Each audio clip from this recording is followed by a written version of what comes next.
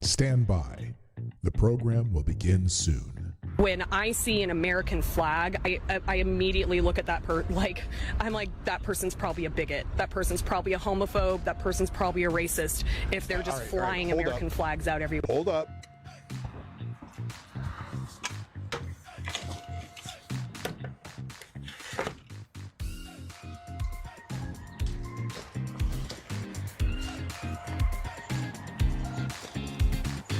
Hey, this sounds more like a you problem. You should probably go see somebody about that.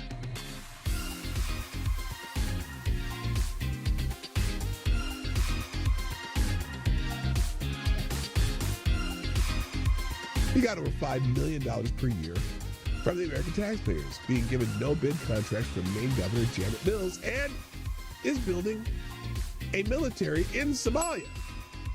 He has been funneling money back to Somalia to build a military in Somalia.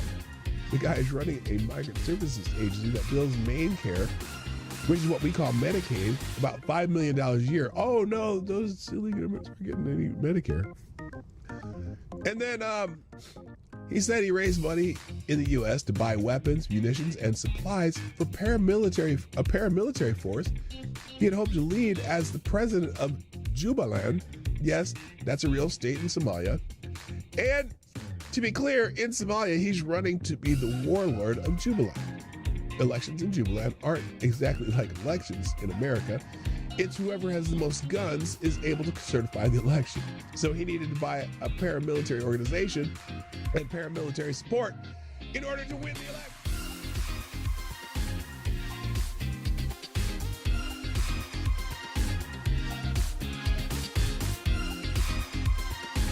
Avocados Diablias asked if you could bring any one comic strip character to life and train them to be a hitman, who would you choose? That's the easiest question ever. Calvin.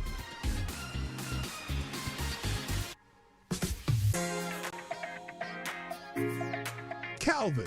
Oh, look, Somnambule Nation, you and I are on the same page. Calvin. From Calvin and Hobbes. Yes. And by God, Calvin would be the greatest hitman to ever live. Better than John Wick. I guarantee it.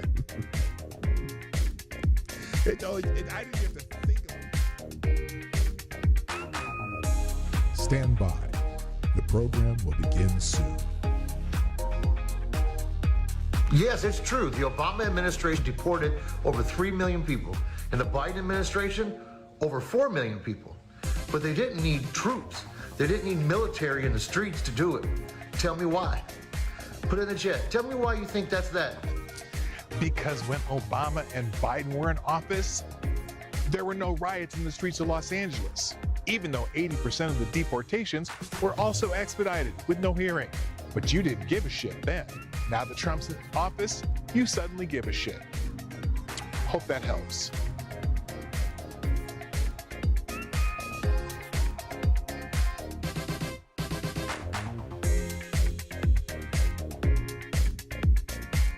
That turkey was amazing, mostly because I cooked it, because I'm really good at cooking turkey. So one of my tricks new tricks that I do, you know how when you cook a turkey in a pan, even if you got one of those raised pans, it always happens, you cook this turkey and the breast of the turkey get all nice, the top gets all nice and brown, and then you go to cut the underside and the thighs and legs are like all white underneath and not even done.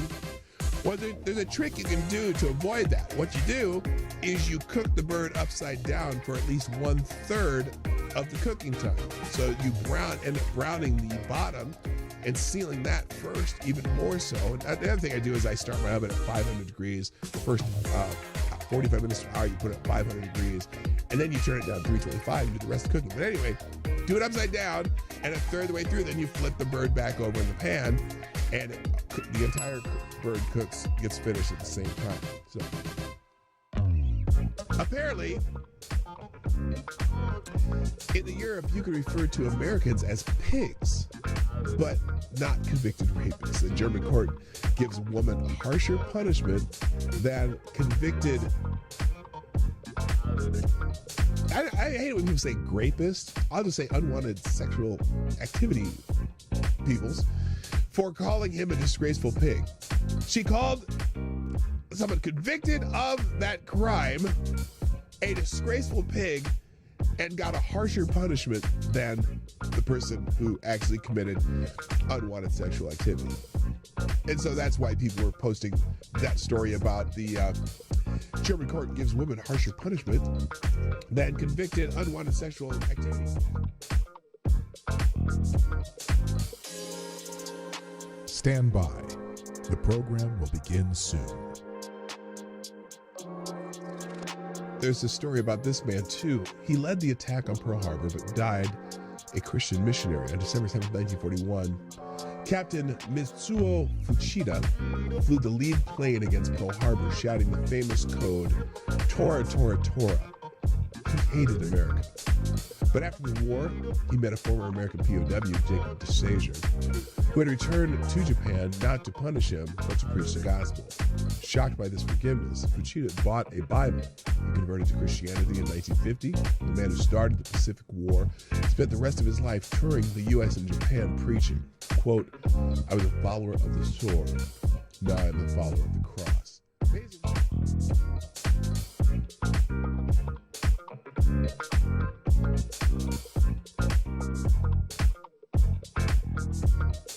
Nearly 5 years after pipe bombs were discovered outside the headquarters of the Democratic National Committee and the Republican National Committee in Washington, D.C., a suspect has been arrested in the case. On Thursday, federal agents arrested Brian Cole Jr., 30 of Woodbridge, Virginia, and he was charged with transportation of explosive devices, blah, blah, blah, blah, blah. But on Friday, legacy media outlets began reporting that Cole, this young black man right here, was a Trump supporter. And I'm not saying he's not because he's black. I'm just saying there's other evidence that might support the fact that he's not a Trump supporter. But we'll get to that. Quote, Brian Cole worked for a bail bonds company run by his father that worked to free illegal immigrants from ICE facilities and sued the Trump administration's Department of Homeland Security. He worked for his dad. They tried to free illegal immigrants. Interesting. Yes, I know every Trump supporter, every black Trump supporter would be quick to hire Benjamin Crump, who represented the family of Trayvon Martin, attempting to stick the Biden administration Department of Justice on a local Tennessee prosecutor who had raised concerns about the bail bond companies. We'll find out eventually that this guy had wanted nothing to do.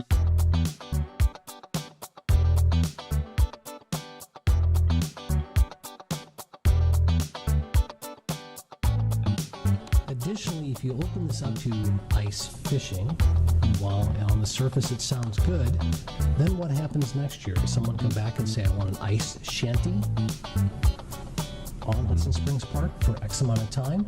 And if you then allow ice fishing with shanties, then that leads to another problem. Prostitution. And now you've got the police chief and the police department involved. Just data points to consider.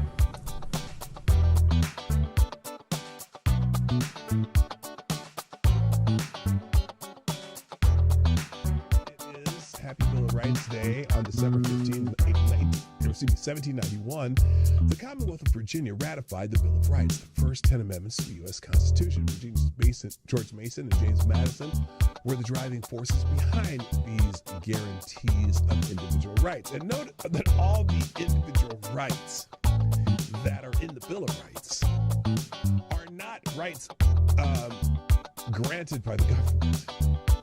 Those are the inalienable rights which the government shall not infringe. And if you notice, it's interesting because the Bill of Rights is all about what the government cannot do, not what the government can do. And I think the kind of got away from that a little bit, where some people seem to think that the government is going to grant you rights. No, these are rights you have, whether it's a government or not, and the rights that the government must protect for you. So it was a unique thing when it came about in 1791. one, that government is not there to grant you or give you privileges, but rather to protect the rights that you have.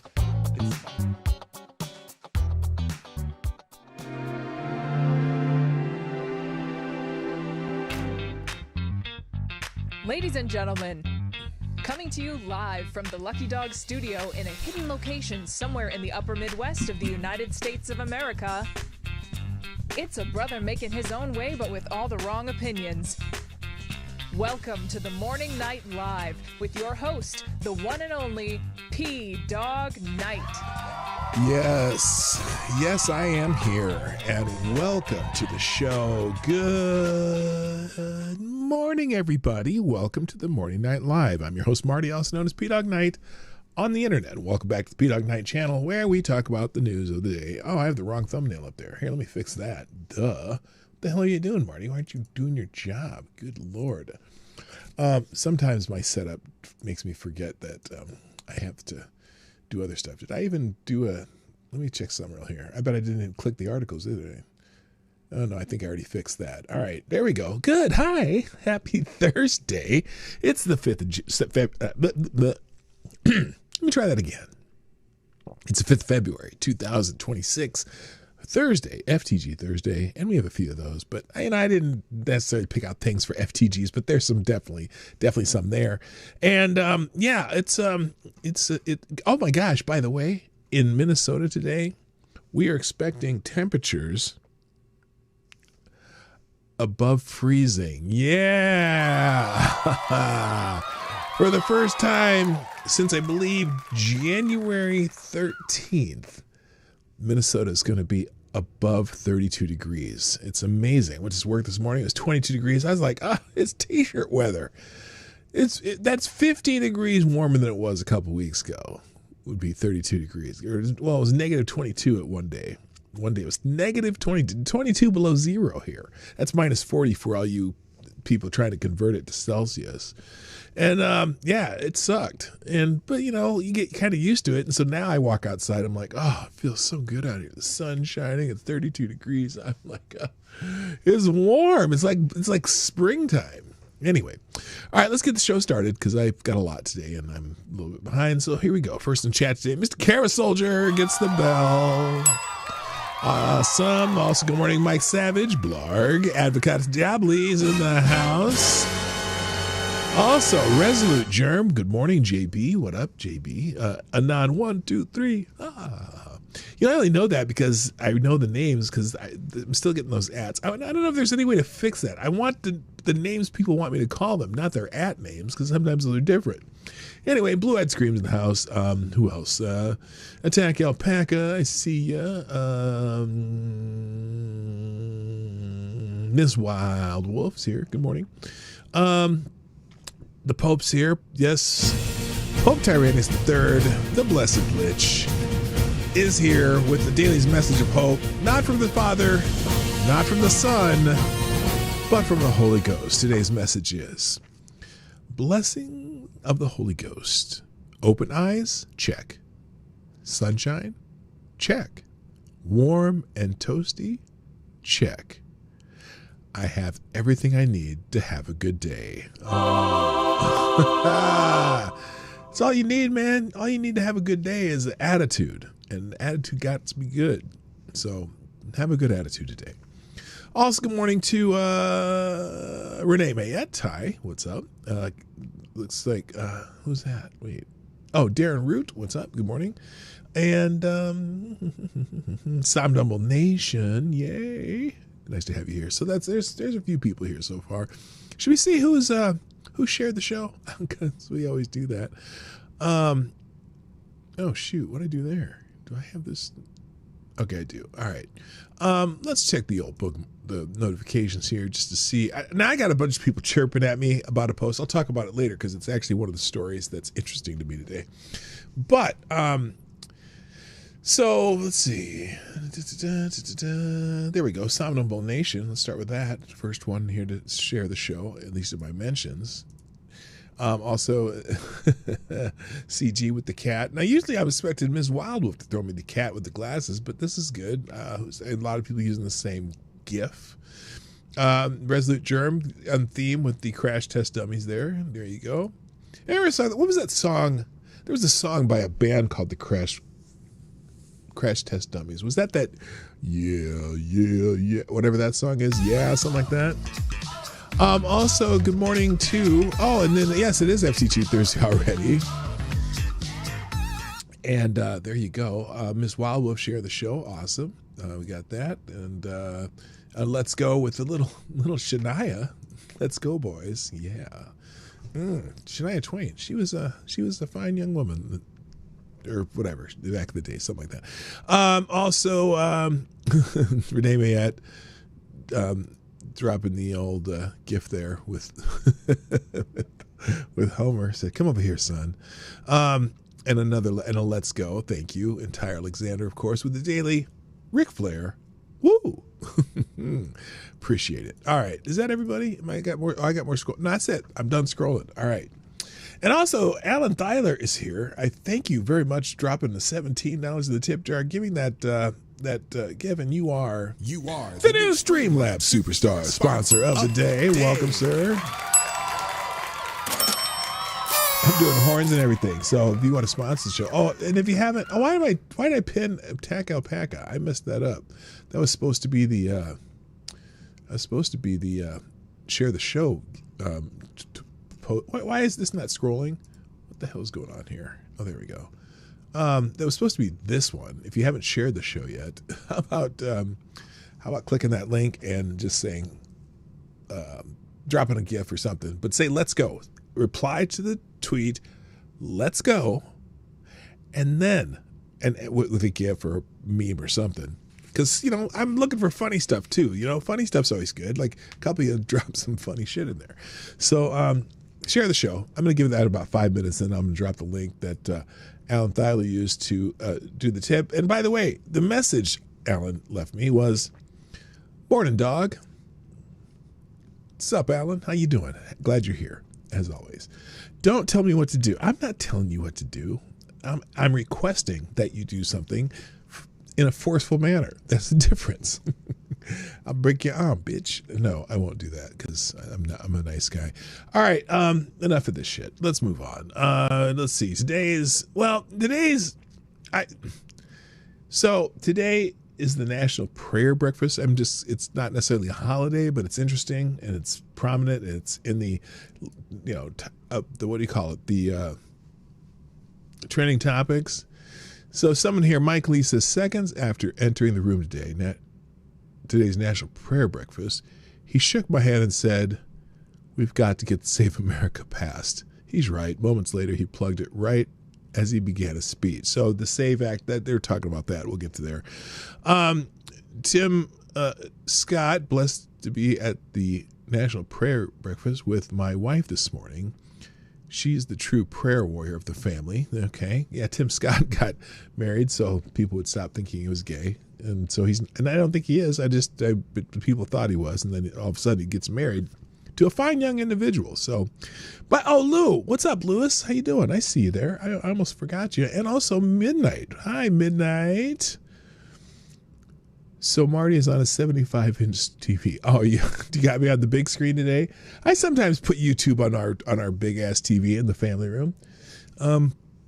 So there you go. So let's see. Just in, President Trump just dropped a bomb at the National Prayer Breakfast. On May 17th, we will rededicate America as one nation under God right on the National Mall. The entire room erupted in cheers. Let's hear Donald Trump at the National Prayer Breakfast. Converts, and also the number of people going to church every week. To support this exciting renewal this morning, I'm pleased to announce that on May 17th, 2026, that we're inviting Americans from all across the country to come together on our national mall to pray, to give thanks, and... Did he say to come together? I am such a dirty boy. We are going to do something that everyone said, like, that's tough. We're going to rededicate America as one nation under God. A lot of people... Hi, Maddie.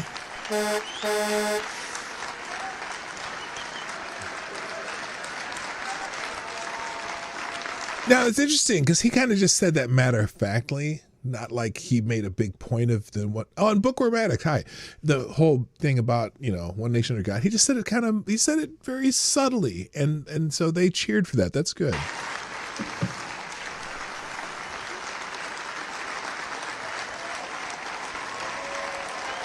Hello, Lord Stanhope. What's up?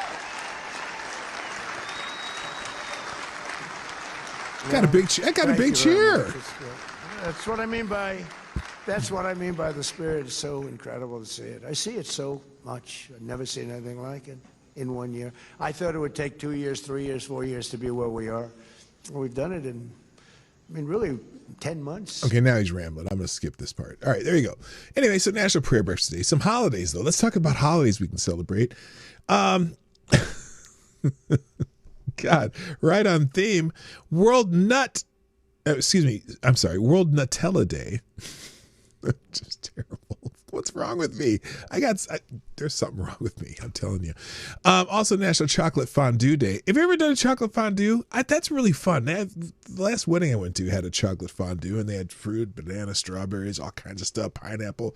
And what do you mean that shit is you talk about Nutella? No, the chocolate fondue is kind of fun.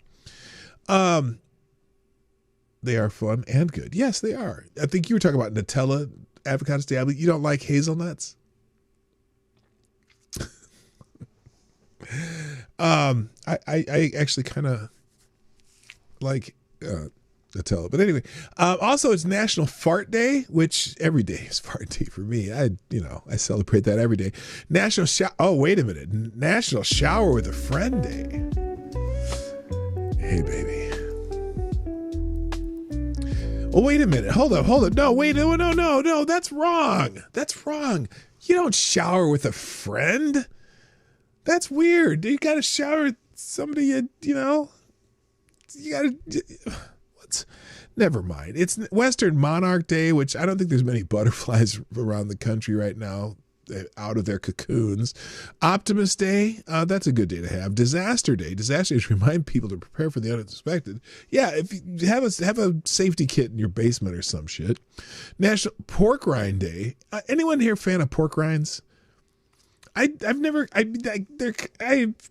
once in a while, someone have some pork rinds. I want a pork rind. I'm like, okay, I'll have one. It's like eating a really salty Cheeto with no cheese. I'm not a big fan of pork rinds. You love pork rinds? Okay. Some people really like them. And shower with a Nemesis Day is better. That's funny. Yeah, I'm not a big pork rind guy. It's like I said, Cheetos without cheese. World Animal Reiki Day? Whatever does that mean? What is that, like giving your dog a massage? What the hell does that mean? International Clash Day. Now, wait a minute. There's an international day for the band The Clash? I didn't know that. National Weather Person's Day. Go support your favorite Mexican weather girl. And National Primrose Day, which honoring the memory of Benjamin Disraeli. Who the hell's that? All right, let's look up who this is. All right, back over here in DuckDuckGo. Brave search. Who's this dude?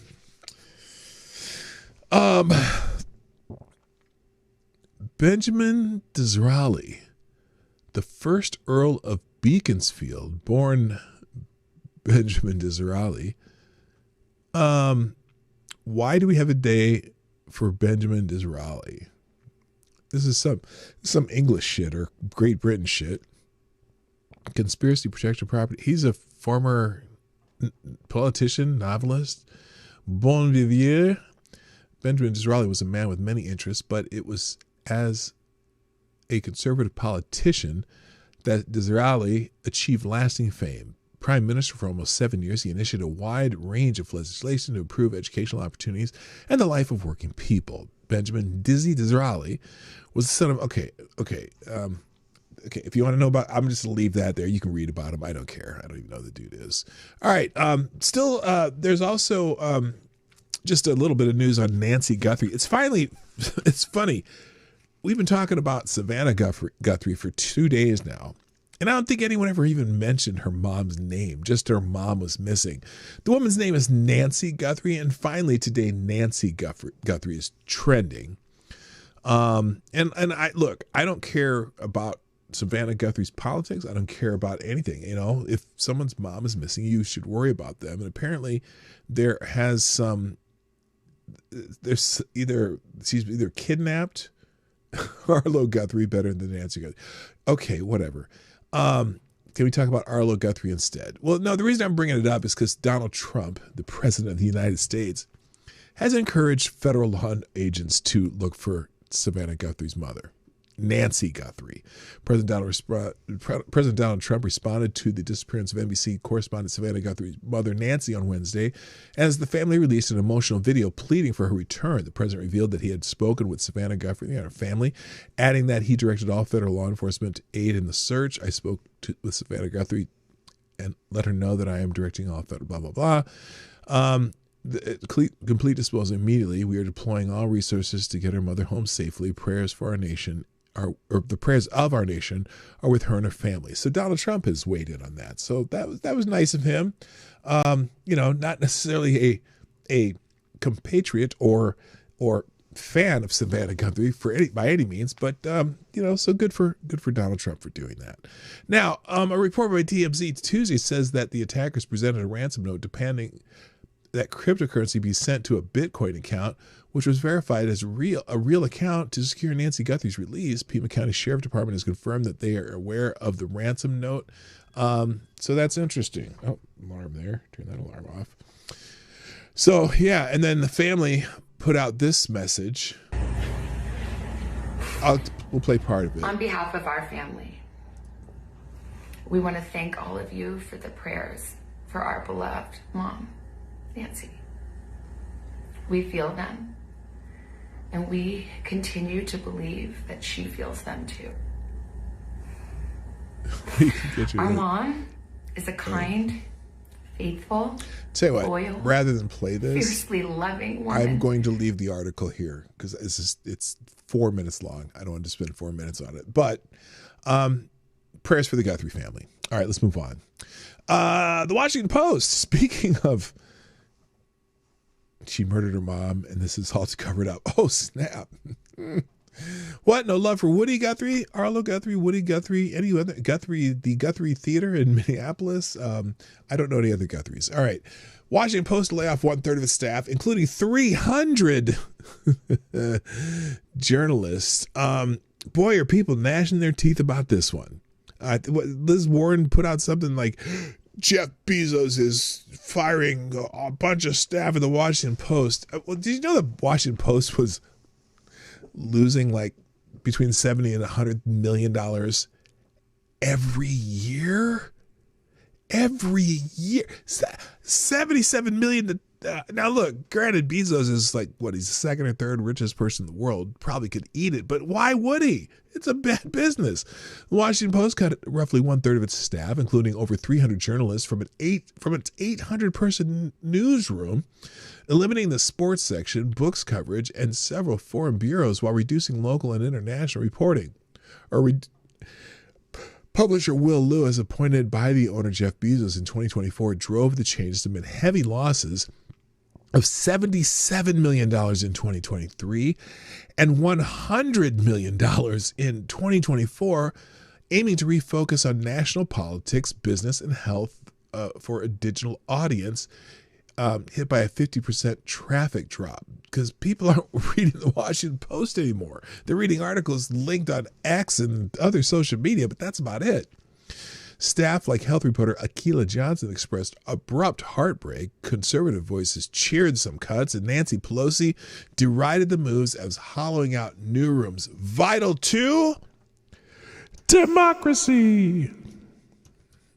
Yeah, shut the fuck up, Nancy. Anyway, so some people are laughing about it. Some people are crying about it. Let's see. Oh, there's a good one. Someone named Anders Ashland was bitching about the Washington Post. Bezos will remember it as the man who destroyed the Washington Post. says the person who cancels his subscription last year. Yes, rightly done. I have ended my 30-year subscription of the Washington Post after Bezos appointed partisan Republican publishers and editors wanting no criticism of Trump. If Bezos wants to produce junk, I'm not buying it. Bezos is a militant coward. Well, you've contributed to the demise of the Washington Post by ending your subscription, you little bitch. Hello, Simon Wilkins, by the way. So there you go. Anyone crying about? Is anyone here crying about the Washington Post? Anybody in my audience? I mean, if you feel bad, look, they're going to still have their political coverage. Oh, yay! But yeah, no more sports page at the Washington Post. That's weird. That's, you know, a newspaper without a sports page is like a duck without webbed feet. You know what I mean? Because most people only read the sports page. Because that's, you know, you find out, you know, if your fantasy football league is doing, well, I guess you don't. I don't know how that works. I've never played fantasy football, so I don't know. WAPO is good for kindling, and that's about it. Well, there you go. So anyway, so WAPO and Washington Post, whatever, are trending. Now, here's, though, I pulled up this article because this is funny. Hello, Aaron Meredith. What's up? I pulled up this article because I fired Washington Post reporter's tweet perfectly sums up why everybody hates the media. Well, let's look at this article. Washington Post reportedly slashed its workforce by roughly 1/3 Wednesday, Associated Press reports. Many of those fired have taken to social media to share their heartbreak. Oh my gosh, yeah, they are all on there. They're doing TikToks, they're doing videos on X, they're everywhere. Many of those fired, quote, I was laid off by the Washington Post today. This is gutting for our readers and our section, but I'm grateful for the 4 years I had to cover sports alongside friends and legends, wrote Spencer Nussbaum, one former Washington Post sports reporter, on Wednesday.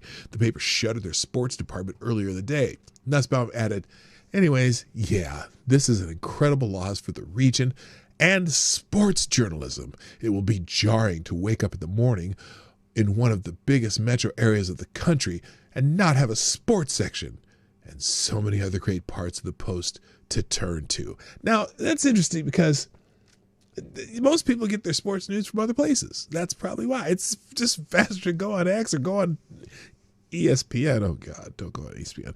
But anyway, but then, you know, using the word gutting and incalculable loss, these are fitting descriptions for the death of a loved one, but hardly a reasonable way to describe your own termination. Generally, Nussbaum was referring to the loss of the entire sports section. But if Nussbaum's sports insights are so valuable, I'm sure he'll get picked up elsewhere, like ESPN or Fox Sports or something, or start a Substack, which is a lot of reporters have been doing.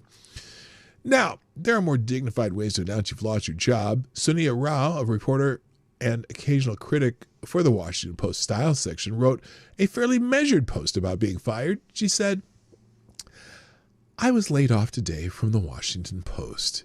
It was an honor to work for almost a decade alongside such thoughtful, talented colleagues.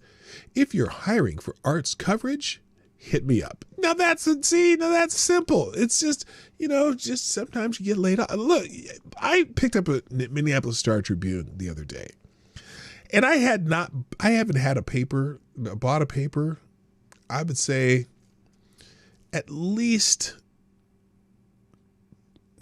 maybe 25, maybe 30 years. Like since we moved when my son was born and we moved into a house, I still got the Star Tribune delivered for like 2 or 3 more months, and I finally canceled it. Oh no, I was getting free ones. That's what it was. They kept putting them in my yard anyway. Maybe it was the people before me that had it. And you know, Star Tribune used to be about this thick. I picked up a Star Tribune yesterday just because of the headline, and it was like this. They barely have anything in there because no one's buying ads. So I'm sure these newspapers are losing money hand over fist, like the Washington Post. We just proved it. So anyway, I guess every site, I guess every site becomes LinkedIn eventually. Anyway, Sam Fortier, sports reporter for the Washington Post, made an ill-advised decision to dramatize his termination in a skit. Let's watch this skit of a lost Washington Post reporter. Let's see what this is. First, we will be closing the sports department in its current form. We plan to retain several reporters to join features and cover sports as a cultural and societal phenomenon. I'm trying to read that. As well as several folks to staff the print sports section. This is obviously a uniquely and incredibly difficult decision. Our sports coverage is often superb. Often. Our sports writers superb. are among the most talented in our business. So they'll all get Sports jobs. has a very proud legacy at the Post. And ESPN is hiring. Unfortunately, Fox Sports. we are grappling and have been with just major changes in the way sports news is delivered, shared, and experienced across the industry. Okay, I don't know what was so interesting about that, but there you go. 48 added that he was sad and angry in the video's caption. What bothers me most about the video isn't the self-pity, but the incorrect use of point of view. If I'm supposed to be embodying the perspective of 48, shouldn't I be looking at the computer? I request, for the sake of accuracy, that he retitled his video. POV, you're watching Sam 48 get laid off from the Washington Post. Okay, whatever. So anyway, Washington Post sucks, and they're firing people, and they're trending because of it. All right. Oh, what's this? Hi, I'm Sally Struthers, here today asking you for your support in saving the Washington Post journalist from starvation. As little as 65 cents a day, you can keep struggling former WAPO journalists from having to dip into their trust funds. Oh my gosh. Your life makes me sad. Anyway, so lots of people dumping on the Washington Post. And let's see, for us sports fans of a certain age, the sports section of the newspaper taught us how to read. I didn't grow up with the Washington Post sports section, but I did grow up because of it. Today is a sad day for my friends and for all of us. Yes, we are mourning the Washington Post, except for when they do shit like this. Remember this one? Abu Bakr al-Baghdadi, whatever, austere religious scholar at the helm of Islamic State, dies at 48. Yeah, austere religious scholar. Oh, good God. Fuck the Washington Post. Okay, here we go. That's it. FTG, WAPO. There we go. There's our first FTG. All right, let's move on. Enough about WAPO. I'm not even, whatever. The DHS Secretary, Noam, apparently tours U.S. borders in one day, highlighting security gains. On Thursday, DHS Secretary Kristi Noem visited the U.S.-Mexico border near Nogales, Arizona, for a news conference and awards to Custom and Border Patrol Protection agents, then headed to the Canadian border in Grand Forks, North Dakota, to meet Border Patrol personnel. The tour spotlighted sharp declines in crossings, with January 2026 Southwest border apprehensions at a record low 6,073, a 93% drop from averages, and nationwide encounters down 87% from their peaks, credited to Trump administration policies like added personnel and technology. Noem called it the most secure border in U.S. history, though reactions divided sharply. Oh well. With supporters praising the work and critics labeling it a publicity stunt amid debates over interior enforcement. So, look, let's just put it this way, because Homeland Security put it this way: 2 borders in one day. The American people want a secure nation, and under POTUS Trump and Secretary Noem, DHS is delivering. And then they talk about it being there in just one day. I got to be honest, I'm a little tired of Secretary Noem's publicity stunts. We delivered the most secure border in American history, and we did it with the immediate. But if they're doing the job, I'm okay. From that humanitarian crisis that was created from Joe Biden's open border policies, and we're thankful for President Trump's vision to invest in technology, invest in people, and invest in the resources that we need to do our jobs. The high degree of talent and experience that we have here today is a testament. And I'm sorry. I'm going to tell you, I'm going to say this too. I'm tired of the fake eyelashes. I don't get it. Hello, Jaeger Pony, my favorite Canadians in the house. I just noticed. Siri, how old is Kristi Noem?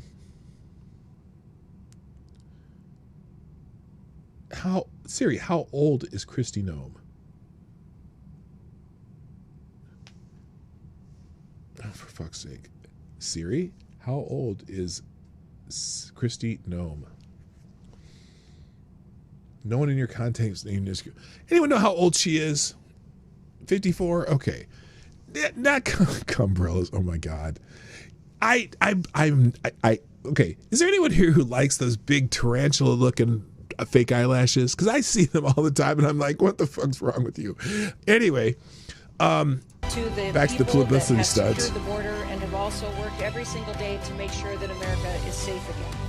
We've delivered the most secure Okay, border. so anyway, look, the results they're getting at the borders is great. I'm glad to see that.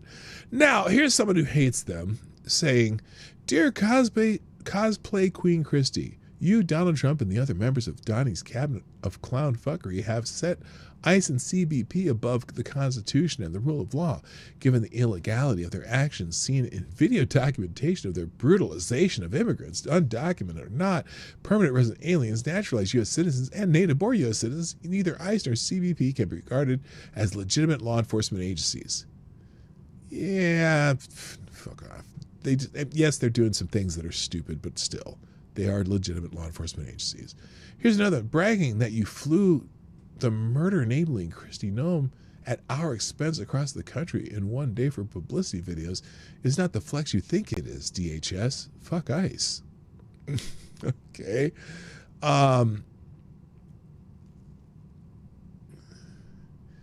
Now, this person seems to be happy about it. In just 1 year, President Trump closed the most open border in history and in the middle of the worst border crisis in history. So, yeah, they're doing their job. Okay, good for them. Oh, someone called her a puppy killer, too, because I don't know about that putting down the dog thing that she did, that she talked about in her book, but, I don't live on a farm. I don't know what people do on farms, if they put down dogs all the time or not. It's to me, I can't. Go take that dog to somewhere where someone can adopt it, is my thing. Anyway, but on the other hand, Democrats are demanding that Noem be impeached after fatal ICE raid shooting. Now, this is interesting. Are they still talking about, I'm not sure if there's another one. Democratic lawmakers are pushing to impeach Homeland Security Secretary Kristi Noem and abolish or reform ICE following aggressive deportation raids under the Trump administration, highlighted by, okay, they're still talking about Renee Good's killing. Look, I'm going to reiterate this for anyone who is watching that doesn't normally watch this show. Renee Good did not deserve to die. However, Renee Good enabled her own demise, and the officer who shot her was acting lawfully. And we can have that debate however you want it. Anytime you want to have it, just send me a message. I'll be happy to explain why. By the way, too, I was thinking about this because I've been trying to explain to somebody. I was trying to explain to somebody how that the officer that shot her, Jonathan, whatever his name is, how he didn't place himself in front of her vehicle. Her backing up and turning is why he ended up in front of her vehicle the way he was. And they keep arguing that no, they insist he walked in front of it. So I finally figured out a way to explain it to them that they would understand. So if anyone comes up with this, here's your new explanation, okay? So let's say you're going to the grocery store and you can't find a parking spot that's really close to the door. So you park about, 10 spaces down, right? And you get out of your car and you walk along the back of the other cars, okay? But a car about 4 cars up begins to back out. So you're walking up and you wait and you stop as it's backing out. Now, when that car backs out, does it just go back straight or does it turn? The car turns and it points its lights right at you. Okay. Now, because you're in a parking lot, you're going to assume that car is not going to come and hit you because it's going to turn to go down the aisle of the parking lot. But that car came out and it turned and pointed itself at you. That's how the officer got in front of the car. You dumbass. Not you. That's how you tell them. You say them. That's how the officer got in front of the car, dumbass. He didn't walk in front of the car. The car moved to in front of him. So there you go. That's how you explain it. All right. Hi, old guy gamer. Nice to have you back. It's been a while. And I mean, you were here last week or something like that. But anyway. So they want her to be impeached. Joaquin Castro, Sarah McBride, that dude, and Robert Garcia cited the shooting, survivor assaults, and at least 8 fatalities since 2025 in demanding action. Do you know what, by the way, they're really pushing this. ICE has killed 8 people this year. You know what one of those cases is? I think I talked about it. One of the first case on January 1st was a guy out shooting off his gun in the air on New Year's Eve. He was out shooting his gun in the air, and an off-duty ICE agent who lived nearby came out and telling him to stop shooting his gun in the air. You're going to kill somebody. And then the guy pointed his gun at the ICE officer, and the ICE officer ended up they got in a gunfight, basically, and the guy he got shot. And they're calling that an ICE killing. Now, this is an off-duty officer, a federal officer. And I'm pretty sure there's got to be some kind of federal regulation of just randomly shooting your gun in the air. Is there? I don't know. I'm sure there's state laws against it. It's because it's a stupid thing to do. You know, in the immortal words of, what's that guy's name? Anyway, the lead singer of Blood, Sweat, and Tears. What goes up must come down. Bullets in the air, gonna put you down. Know what I'm saying? Anyway, all right, so there you go. And then other news, AOC Qualm mix-up draws mockery and Trump critique. Now, I have not seen this, but people are... okay, let's just play it, because people are highlighting. They know that they can't go after all of us. They know that they can't go after everyone with a cell phone. They know that they can't go after every single... Wait a minute. I'm looking at Don Lemon's face while she's talking, and he's looking at her like, at least this part. Let's listen. They know that they can't go after all of us. They know that they can't go after everyone with a cell phone. They know that they can't go after every single journalist who's trying to cover these stories. And so what they want... Is it just me, or does Don look confused at what she's saying? Is he just really concentrating really hard, or is he confused? Hello, Midnight in Exile. What up? Ready to join the Wampin yet? No, stop. Oh, my God. Wow. Anyway. Is that they want to make an example out of one person that's highly visible or has a position of leadership. Like, I hope she's not describing Don Lemon. You or like or Georgia Fort. Nobody even knew the fuck Georgia Fort was before she got arrested. She was one of Don's camera people. Georgia Fort. Tired. He's not confused. He's just trying to imagine her with a penis. Oh, yeah. Good morning, Special Cat Acid. On my list of honorable mention, not honorable mention, just my list of favorite Canadians. You're on my list, brother. She's just trying to imagine her with a penis. That was good. You got me there. Anyway. In order to get people who are trying to do similar things to self-censor, to self-silence, to be afraid that, well, if it happened to him, then it could happen to me, so I'm not going to do it. Because they know that we outnumber them, and they know that they can't go after all of us. So I think I just want to say how important it is, the example that you're setting by not backing down. They know that they can't go after all of us. They know that they can't go after everyone with a cell phone. They know that they can't go after every single journalist who's trying to cover these stories. And so what they want to do... Okay, what part... What's the qualm part? Now, this is a dumb thing for her to say anyway. No, they're going after the ones who broke the law like Don Lemon did. That's it. Because look, if they were out here targeting journalists, they could do a whole bunch of people, but that's not what they're doing. Don Lemon made a choice that probably was not in his best interest. How dare these elite entitled fools speak of self-censorship and, let's just say, quell public dissent, knowing they did everything in their power to bully, silence, intimidate, and let's just say squash everyone here. with an inconvenient law. Now, oh, here we go. Intimidation is an age-old tactic to qualm public dissent and outrage.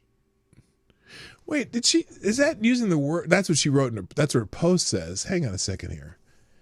Because I'm...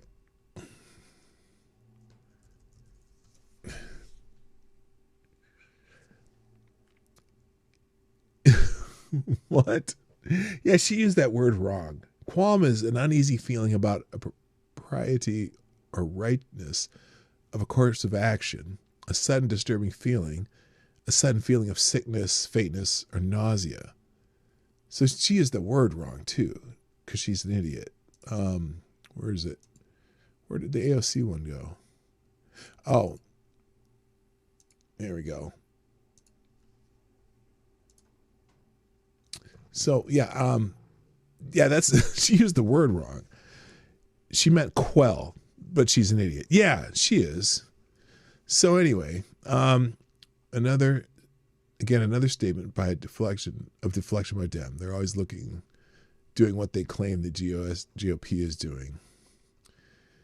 She had no qualms about posting this. It's still up. That's the funny thing. Let's look. There's a community note on it. It's a proposed community note. Let's see what the proposed community note is. Qualm, feeling of uneasiness about a point, especially of conscience or propriety. A sudden feeling of casually disturbing emotion. Yeah, that's not what they're trying to do. They're trying to quell public dissent, but she's a moron. So there you go. All right. That's why AOC is trending, and a little bit because she's AOC. That's why. All right. Other news: Republicans pushing the Save America Act for voter citizenship proof and photo ID. The Save America Act requires proof of U.S. citizenship, like a passport or birth certificate, to register to vote, and photo ID to cast ballots in federal elections. Majority Leader Steve Scalise says House will vote next week for this expanded version of a bill that passed the House last year but stalled in the Senate. Backers cite broad support. Around 80% of Americans favor photo ID, including majorities across parties, while Democrats call it voter suppression. Voter suppression, it's racist. Voter ID is so anyway, so yeah, they're pushing that bill. And Democrats don't like it. And look, I think the part of it about the citizenship, like they're saying, oh, this is going to disenfranchise women who got married because their birth certificate's not the same as their married name. When you change your name when you get married, there's a lot of places that ask you for that information. It's not like you can, and in fact they have in the bill itself there are provisions for that specific. Oh yeah, I forgot the FTG AOC.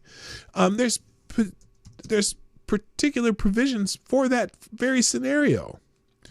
So I don't know what the problem is. And look, photo ID for voting is supported by like 79% of black people and 80% of black people. And it's like the numbers on it are like astronomically popular to put a photo ID for voting. And so I think this is one of those ones where they just look kind of stupid. And the only ones who don't want photo ID for voting are Democrats, who seem to think it's not in their favor. I don't know why. If there's anything in America that you don't need an ID for, please tell me what it is. If you want to get Social Security benefits, you need an ID. If you want to rent a car, you need an ID. If you want to get food stamps, you need an ID. I mean, you got to prove. There's all kinds of things you got to prove for. Although, obviously, food stamps could be bought at the local fake Somali convenience store. But whatever, you know what I mean? So anyway, that's trending. Don't care. Save Act's trending. I'm not going to talk anymore about that. Voter ID. Here it is. Look at this. Look at this. Look at these numbers. Look at these numbers. Look at these numbers on voter ID. How people want voter ID. Look. Take a look here. Favorite photo ID to vote. 85% of white people favor it. 82% of Latino. 76% of black Americans favor it. So the bottom line is this. Voter ID is not controversial in this country. At all. Photo ID to vote is not controversial in this fact, country. It is not controversial. We're one of the few rare Western nations that don't require an ID to vote. Like 45 of the 46 countries in Europe require an ID to vote. Yeah, they always want us to be more like Europe with universal European healthcare. Canada, don't you need Canadians? Doesn't Canada require an ID to vote? Something like that. They require something. They're like one of two Western nations that don't require an ID to vote, and that's silly. Because if you need an ID, you can't cheat. You can't have the you can't have the dead people voting because they don't have an ID. I don't know. It's crazy. It's crazy that we don't require that. And even in Middle Eastern countries where they don't require an ID, like remember when they did the voting in Iraq and they had to dip their finger in ink once they voted so they couldn't vote twice? I'd be fine with that even. That'd be a start anyway. This is why we need ID. National popular vote, millions. Obama, 69 million. Obama, 65 million. Hillary, 65 million. Biden, 81 million. And then Kamala, 68 million. Does anyone in their right mind believe that 81 million people got out and voted for Joe Biden in 2020, even with mail-in ballots? Do you believe that? Come on, man. Come on. You know that. You know the thing. How dare you? Oh, this one. Wrong one. This one. Come on, man. You got to be nuts. All right. All right. Here's the main story. And I got a little hot water on X. I've been getting, what's it called when you get not brigaded, but I got my butt handed to me on X for saying something about this incident. So let me show you what the incident is first. So in Fremont, Nebraska, and I grew up 25 miles from Fremont, Nebraska. Okay, it's a small town just out west of West Omaha, and I grew up in West Omaha, and it's about 25 miles out. It's small. It's kind of now I think there's 25,000 people there, and they have it's a small town in somewhat eastern Nebraska, right? Well, apparently the teachers got the high school students all out there to protest ICE. They're on the side of the road protesting ICE. And one of the students was out there in his car, and he's got a Trump flag and whatnot. And so they're all yelling at him, and he's driving forward. And then some girl runs up into the front of his car and gets hit by the car. And so here's the story in legal insurrection. High school student protesting ICE runs in front of car with Trump flag and gets hit. Okay, so here we go. A high school student in Nebraska was part of an anti-ICE protest when she ran in front of a car with the Trump flag on it and got hit. The protest was not sanctioned by the school, although, there's some teachers out there with them. And the girl's mother is furious, and she said, I don't blame her. So here's the local station. WWOT is the NBC affiliate in Omaha. Mother upset with Fremont High School after student hit by SUV during protest. The mother was a Fremont High School student who was struck by a SUV. Uh-oh. During a student protest, said she is angry with school officials and believes they should have prevented the demonstration. The student was hit by a red SUV while participating in an anti-ICE protest outside the school. She is now recovering at home with bumps and bruises. Thank God. I'm glad she's not hurt. I'm just saying. I don't want kids to get hurt even when they're doing stupid shit. Quote, I think it mostly got me in my legs because my knees is what's really bugging me right now, the student said. All I remember is that it was red. And that you ran right at it. The girl's mother said the incident should never have happened, and the students were not informed enough to organize such a protest. Quote, first of all, I don't feel she's informed enough to have made a decision like the one she made by doing a protest, the mother said. I don't feel that any of the young people that were involved know enough about what's going on to do or set up a protest because I feel they don't know what they're protesting. Yeah, they might, but it's because what the teachers tell them. The mother believes Fremont High School bears responsibility for the incident, pointing to the fact that her daughter was allowed to make protest materials during class time. What? Wait a minute. Was that a class project? My daughter was allowed to make her posters in class, in school, to career class. Where are the teachers and why aren't they paying more attention to what the kids are doing? So let me show you the incident here. Wait, let me read this how KTLA on Los Angeles, I don't know which network they're affiliated with, but KTLA of Los Angeles writes this. Now listen to how they write it, because it's very important here, and also I'm going to show you how I applied it, why I'm getting brigaded right now. A high school student was hit by a car displaying a Trump flag while taking part in a protest against U.S. Immigration and Customs Enforcement in Fremont, Nebraska. On Thursday, January 29th, according to local news reports, the victim was transported to a local hospital, and the Fremont Police Department said they have identified and located the driver, who is a juvenile. Makes me wonder if he tried to back that thing up. Anyway, so here's the video. Now, this is the video they post. There's a couple different angles of this, but here's the video from this angle.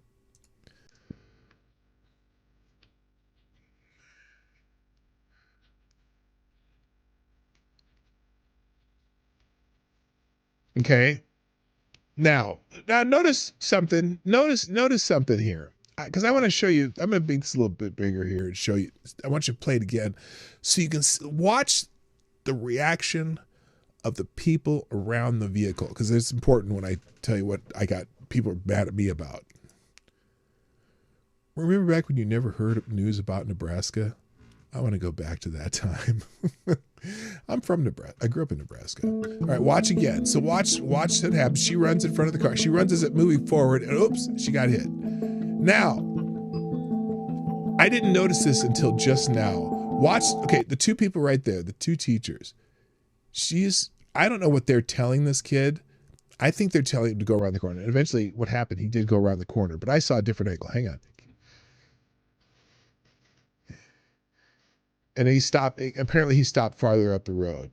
So then now they're showing it twice, and yep, she walked right in front of the car as it was moving. Now look, this teacher on the right, the man, looks like he tells him to go park up there because there's a bunch of kids around. And they know what kids it is. They know the teachers. They're all in the same fucking school. All right. So now I said, now when I first saw this, I saw it from a different angle, and I didn't even watch this angle. Because there's an angle from across the street, and it looks like, he hit her. You didn't see the girl walking right up into the car. But I said the driver's wrong and should be charged with leaving the scene of an accident, because I thought he just left the scene of the accident. And when I said he was wrong, I meant he was wrong to leave the scene of the accident, but I wrote it wrong. And I'm getting just bombarded with people telling me, you're an idiot, blah, blah, blah, blah. So for example, this guy, to be clear, PDawgKnight is defending the indefensible because he's paid to do so. My point originally. And I was like, wait a minute. I'm paid? Where's the one he said I was paid by KTLA?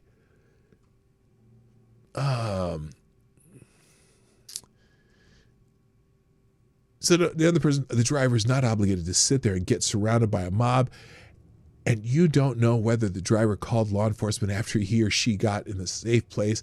He or she left the scene of the mob, and the parents should have to pay for their daughters hurting that vehicle. And I'm like, okay, I'm right. I'm right. Yeah, I'm like, you're right. I didn't know if the driver moved to a safe place and called the police. It wasn't reported at the time I said that. But my point was, yeah, that's a hit and run, even if it's not your fault. And so that was my point, and I just didn't make that clear. But you don't leave the scene of an accident. Now, here's something interesting, though, because a lot of people are talking. What's this guy here? Where's this guy that he drove to a safe spot? Learn your facts. The fact was not presented. Could be true. And then he comes back and says, "Marty, you work for KTLA. Are you being you? Are you going out of your way to split hairs? I know you have bills to pay, but we are not blind." I wish somebody would pay me for my opinions on shit. But then someone down here said something about, well, think about Reginald Denning. I'm like, you mean Reginald Denning, you idiot? So let's look at this scene again. Because people are saying, well, there was a mob around him. I wish I could find the other. Let me see if I can find another angle of this. Because what's interesting about this, because what I saw was not a mobbing around the car. Well, let's just even look at the immediate aftermath of this. First of all, these kids aren't even looking at the car. They're not mobbing around the car. Certainly they could, but this is first of all, this is in Fremont, Nebraska. Okay. Calling this having anything to do with Reginald Denny, which was a full-on riot. And these are a bunch of kids from high school. The kid in the car, they know probably because he's from their high school. There's a bunch of kids in the car because these kids, look, first of all, these kids are out there cosplaying as protesters. I'm going to guess a full 2/3 of them are just out there because it was a way to get out of class. But also, there's two teachers. One right here, right in the middle there. You can't see my cursor. There's two teachers right in front. The woman in the tan jacket is a teacher, and certainly this older gentleman right here is probably a teacher. And this older gentleman tells them to go over there. They's like, go over there. So I didn't see that part when I first saw this video. But I want to show you the angle from the other side of the street if I can find it. And please bear with me on this. Let's see.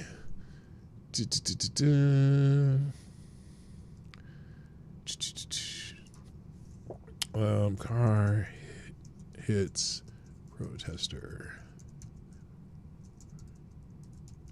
in Fremont. Let's see if I can find this other angle from across the street. Ah, here it is. Here it is. No, that's a different one. Let me find the other one. Let me find the other angle. Now they're all showing the same angle. Oh, here it is, right here. Oh my, this person. Oh my, here, sorry, I was going to put it on the screen. Oh my God, protester runs into a moving vehicle. Streets are made for driving here in Nebraska. Here's the other angle that I was talking about. Because this is the first angle I saw when I saw this story. So, do you see any of these kids mobbing around this car while this car is here?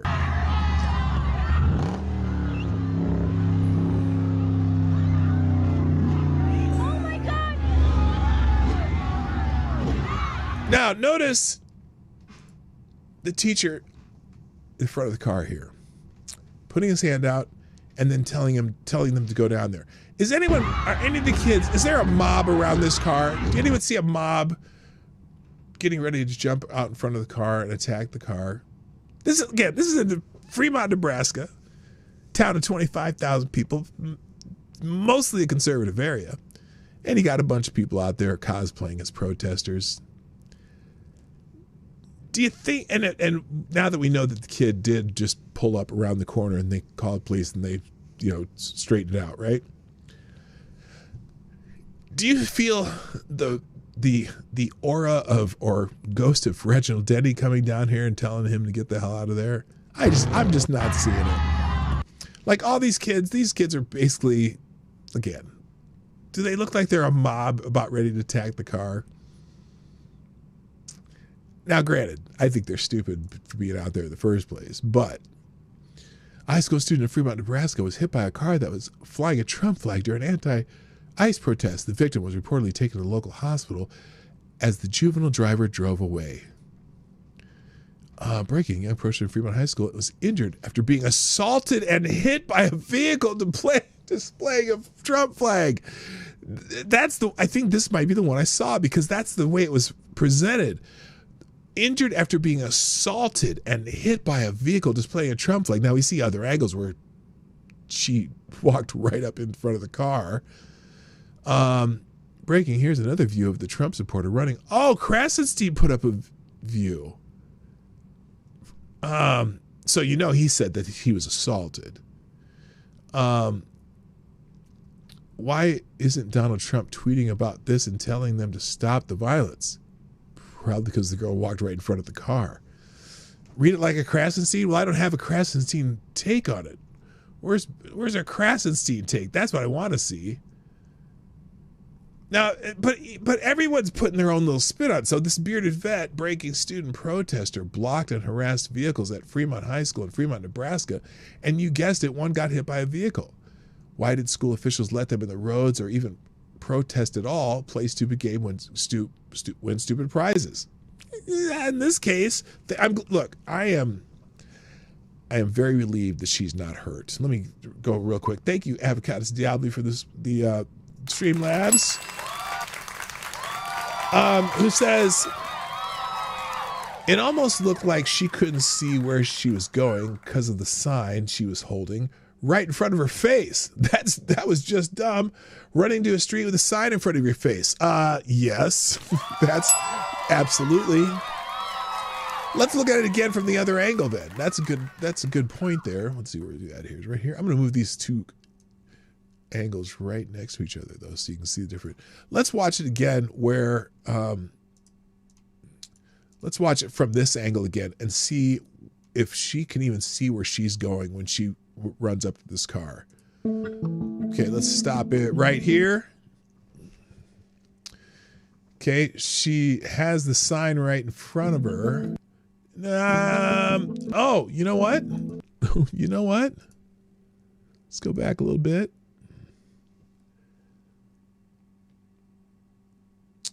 I don't know if she probably doesn't know the car is moving.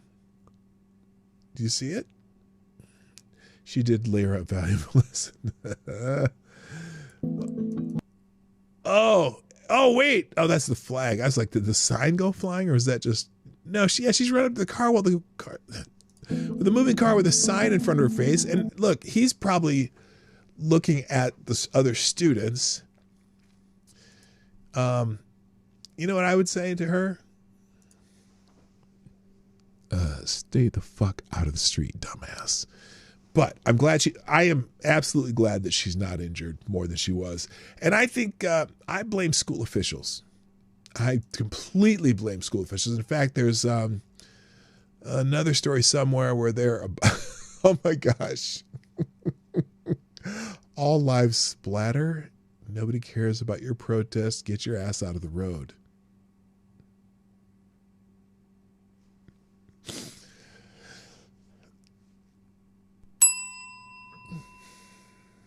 There you go. All right. Enough about that. Let's, I'm going to give you some other headlines to think about. And you can check them out later on. By the way, remember when I said that Twin Cities Church in St. Paul, where Don Lemon's little protest went on, it's now they're just going to be a target, and I'm afraid that church is going to burn. Well, it hasn't burned yet, but anti-ICE agitators targeting parishioners outside City's church for a second straight Sunday. This is not exactly the kind of behavior that wins hearts and minds. Nevertheless, barred by a police presence from entering City's church in St. Paul, Minnesota, after their grotesque January 18th storming of a worship service over the pastor's alleged affiliation with ICE, agitators continue to harass parishioners from outside the building as they come and go. Breaking anti-ICE agitators. Well, here, let me put the post up here. This is from Right Angled News. Anti-ICE agitators led by failed CNN host Don Lemon storming Minneapolis church, blah, blah, blah. Okay, that's not what I was looking for. One regular attendee, Caleb Phillips, 21, told Fox News that for the second straight Sunday, agitators shouted insults and heckled parishioners as they arrived for the service and as they left. Phillips considers their hatred a spiritual battle against the church, according to Fox. He noted it says in scripture that our battle is not against flesh and blood, but is against spirit and evil spiritual forces of the world. And I think that the situation is where that is very much true. As Phillips and his girlfriend, who is Asian, left the church Sunday after the mob incursion, he said that anti-ICE agitators hurled racial attacks at her. See, now that's, again, another example of where it's okay to be racist if you're not on their political side. and accused her of hanging out with Nazis. He compared leaving the warmth of the service and being confronted by these zealots as stepping into an ice bath. Just the safety and without the benefits. just let's leave it at that. Just the safety and the peace and the joy we were feeling in the church, in the worship of Jesus Christ, going out and seeing people who are spewing hatred toward us made us feel sad for them, he explained. That's a good point. Phillips told Fox they offered to pray with some of the least aggressive agitators. We went up to them and we said, hey, can we pray with you? And they said yes. So we laid out our hands on their shoulder and prayed with them. We prayed for the peace in the Twin Cities. We prayed for peace and blessings for them because Scripture says, bless those who curse you. And they were literally cursing at us. And we decided to bless them because that's what Scripture said. That's a pretty mature way to do it. As they walked away, though, a demonstrator with a megaphone began berating them and singling out his girlfriend. She starts yelling at my girlfriend and insulting her on the basis of her race. She says, you're Asian. Why are you hanging out with Nazis? Basically call her a race traitor. Well, you know, the Japanese hung out with Nazis. I'm just saying. And saying that they're going to come for her next. Well, I admit I felt a lot of anger at that moment just with the fact that we had tried to put a blessing on them and at least one of them is still spewing hatred towards us. And that was another moment where I kind of had to pull myself back and remind myself this is a spiritual battle. What's happening right now, it's not about that woman who is shouting those terrible things at my wonderful, lovely girlfriend. It's about something deeper. Yeah, they're fucking nuts. That's what it is. So anyway, you can read the rest of that article. We can close that one. Breitbart, Jacob Frey is mad that only 700 ICE agents are leaving the Twin Cities. He says it's still not a de-escalation. Yeah, well, when the Hennepin County attorney, Mary Moriarty, says she's not going to cooperate with them still, she says, we're doing enough. We don't need to do anything that could facilitate them removing really shitty people from our place. But, you know, anyway, so yeah, he's mad still. In National Pulse, man faces charges for doxing and threatening FBI agent and family. Is this the guy? There was a dude who is Jose Alberto Ramirez, an Illinois resident, has been charged with doxing and threatening a Federal Bureau Investigation agent and his children after anti-ICE agitators stole documents from the federal vehicles in Minneapolis last month. The documents contain personal information, including residential addresses, phone numbers, and emails, which were later posted on social media. According to an affidavit filed with the U.S. District Court in Minneapolis, Ramirez allegedly sent a series of profanity-laced text messages to the FBI agent's work phone. One message read, "I know where your mom lives, bro, and your dad and your kids, buddy. Get home safe and fast." Another message threatened to firebomb an address associated with the agent. So fuck that guy. What's his name? Jose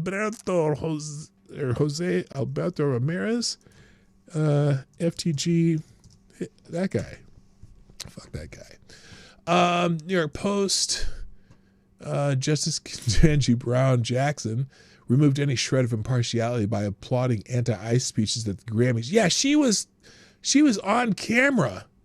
Apparently she's a celebrity now with them, and she was at the Grammys applauding someone making anti-ICE statements. So she can probably recuse herself from any case that has anything to do with it. Is this it right here? I don't want to play any Grammy shit because, well, here, let's see. 2 minutes and 1 second. I just want to see what the part is. Where's Ketanji Brown Jackson? Okay, can't find her. Anyway, she was caught clapping along when anytime they said something anti-ICE.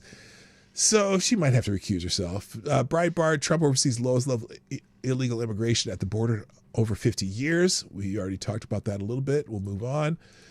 National Pulse, DHS confirms capture of 4,000 illegal aliens or illegals in Minnesota as drawdown looms.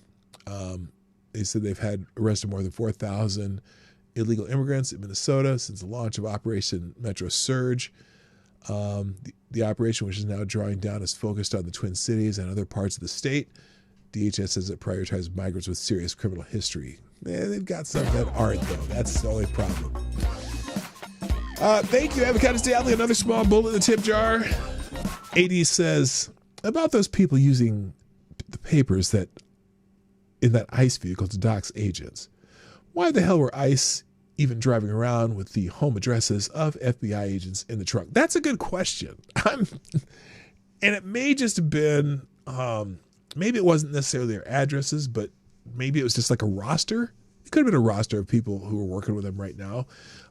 Why their home addresses were on there, I have no idea. Makes no sense. I mean, they were locked in a trunk in the trunk of the vehicle, but still, that's really weird. Thank you so much for sponsoring the show again. PG Media Tom pulls out 700 agents out of Minnesota. We already talked. Here's why that's bad news for Democrats. I haven't read this one. I just saw the headline and thought, I should put this in the links today. Why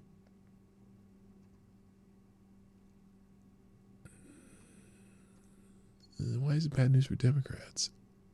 Maybe just because they're cooperating and some Democrats don't want them to cooperate at all? I don't know. You can read it yourself. Daily Caller, let the building... Oh, this is wild. So firemen are at this... Where is this? I can't remember where it is. In Pennsylvania. Said Tuesday that the local water authority barred it from accessing fire hydrants and instead advised firefighters to let a building burn. The MMPW, Volunteer Fire and Ambulance Company, posted a statement on social media Tuesday warning that it should concern everyone that the Mercersburg Borough's Water Authority prohibited the firefighters from using authority-owned fire hydrants over water supply concerns. Excuse me, what's the point of having a fire department then? The statement claimed that the authority called the fire, MMPW following Monday's incident where the company used an authority hydrant to fight a barn fire that resulted in several animal deaths and a total loss. Quote, due to recent prolonged cold weather, all available draft sites throughout our response area were frozen unusable, MMPW said. As a result, crews were forced to rely on fire hydrants located within the borough of Mercersburg to support firefighting operations. They were informed that under no circumstances is the fire department permitted to use hydrants owned by the authority going forward. The company also noted that when it was asked what actions it should take regarding future incidents in the borough, MMPW, whatever, was explicitly told to let the building burn, and that is only one building. The Mercersburg Borough did not respond to the Daily Caller's request for comment. Yeah, I bet they'd want to shut the fuck up about that. So, our Pennsylvania sounds like it's slipping into anarchy, or everyone just wants to live like the Amish. They're fighting a fire. I mean, if there's a fire hydrant available, let them use the fucking water. That's stupid. Ryan Ruth sentenced to life in prison after attempting to assassinate President Trump. Details here in Legal Insurrection. It's self-explanatory. And then the other articles I have open. Supreme Court refuses emergency request to stop California's Democrat-friendly congressional map. So yeah, they're trying to gerrymander California into to basically take all Republican representation out of California. California is shifting red despite all the fraud in the state. They're scrambling to rig the elections even further, but it's just a matter of time. So that's what happened in 2024 versus 2020. And so now they're going to redo all the congressional maps. I wish I could find the map that they want to use. It has little fingers into urban areas all over the place to try to end Republican representation in California. And the Supreme Court refuses to get involved. So there you go. And then that's that, dude. So that's it, guys. All right, let me drop some links and we're gonna get out of here. And tomorrow, Free for All Friday. Remember, you got to have some questions ready. Here's the here. Let me do the links here real quick. Take a second. I'm not holding my breath on that one. I don't know which one that is. Pennsylvania sounds like it's slipping. Yeah. Please check your Discord. You know what? I don't even have Discord open right now, so I will check it later. Oh, shoot. I had look, tomorrow, you had a bunch of good videos to look at. We'll check those out tomorrow. You DM'd them to me, and I was going to do that today. I was going to put them in the links. So we'll do that tomorrow. Thank you again for doing that. I've been to do that. And also, good morning, reaction on Puerto Rico. Looks like, and you've got a couple more links here. So we'll do links people sent me tomorrow, and also Free for All Friday. So here are, oops, no, that's not right. Let's get rid of that. No, there are the links. There we go. Here's today's links. I got to go. I'll do it quick. And that's it. Thanks everyone for joining me on the Morning Night Live. I'll be here tomorrow, same time, same channel. And you have a great day. My name is Dawg Knight, and I am out of here. Bye.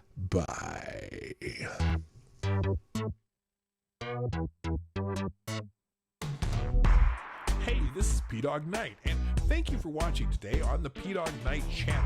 If you have an observation or remark you'd like to make about this video or my channel, I absolutely welcome you to write it in the comments section down below. I really look forward to hearing from you. And before you go, if you like what you saw but you're not already subscribed, please make sure you hit the subscribe button and definitely click that bell that pops up afterward so you'll be notified when I post new videos or when we go live. I broadcast my live show, The Morning Night Live, Monday through Friday at 10 a.m. Eastern, 9 o'clock Central. A special thank you to all supporters of this channel who share our videos on social media and who make donations through the Streamlabs link, which is also in the description down below. Thanks again, and until next time, I'm Dawg Knight, and I'm out of here.